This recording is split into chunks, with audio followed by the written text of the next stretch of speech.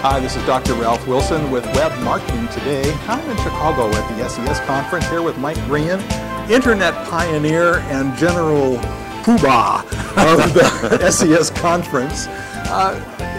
This is the signals that help influence ranking have changed a lot in the last 10 years. You've been around for a long time. I certainly have. So what were the original signals that helped your ranking, and how has that changed? What are the signals now that are important? Yeah. We didn't really call them signals back in the day, but everybody talks signals now. So the strongest signal to a search engine to determine the relevancy of a page and what is that page about was obviously about the keyword.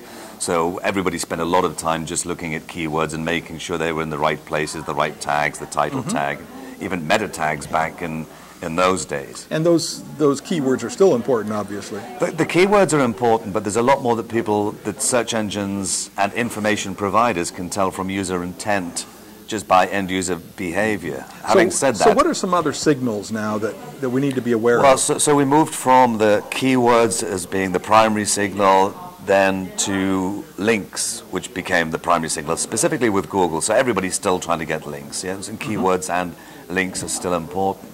But more than anything else at this point in time, you have to think about the end user.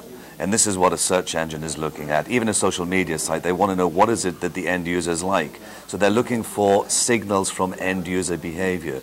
That could be everything from how long you stay on a page. So if I do a search at Google and then I click through and I stay on a page, perhaps one of the easiest ways of describing how that might work, if you optimize a web page for a specific keyword or a phrase, so you've got the keywords and you've got the links, and you start to rank well at a search engine at Google or Bing, you get to the very top, and then end users come, they do a search for blue widgets or whatever the term is, they look at the page and don't like the page, and then they go and hit the back button. Yeah, so every time, bounce exactly, or time on page. Exactly. So if a search engine can detect that, obviously relevant for the keyword or the phrase, but it's not relevant to the end user. Maybe just a very bad page, that kind of thing. So you get back to why content is so important.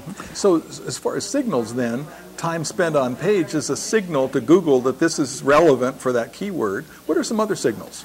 So the other thing that Google and Bing and any other information provider as they're becoming is from the toolbar. So the Google toolbar sends a lot of data back to Google. Bing has its own toolbar. And that's a method of the search engine being able to track you after you click on that link. Because at one time you would click on the link and they would go, well, that's obviously a popular link, but what happened next? Okay. Now they can actually track you. And I understand from some of the researchers that I've talked to that we always assume that the link that we click on is the landing page for that particular keyword or phrase, but sometimes it's 6 clicks further down. So when you come back and have a look at the SERP, at the search engine results page, and you ask yourself, why is that result higher than mine when I've got better links and like my keywords are better? Sometimes it's just that the end user is engaging more with that. Now let me ask you about social signals. It used to be that Google had its own feed from Twitter, no longer the case. It used to be that it seemed like, anyway, Google was picking up on likes and stuff like that.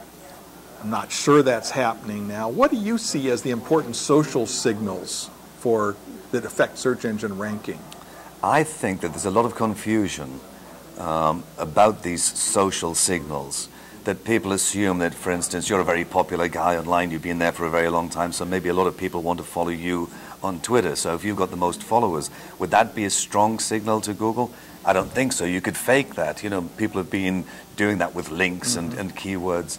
More to the point is to start and think about the way that user-generated content is featured in social networks and how that's being now included in the rich snippets that Google and Bing both use. That's the kind of data that you've got to think about. I would start and think about, how do I get my end users involved in creating content for me that's likely to turn up in a snippet? And that's to do with ranking and rating. So, I mean, a lot of the most popular results are those that have got 4 stars, 5 stars, or X number of reviewers rated this type of site. So I think when you start to think about social media signals, don't think so much about the author of a certain number of tweets, but start and think about, how do I get people involved in social media to comment on my content and get that included in the rich snippets when it comes back. Well, thanks for sharing with us. Now, you wrote one of the early books on search engine marketing, and now you're writing another one. But tell me about your business and what you do. I'm head of content for this conference, for SES, Conference and Expo.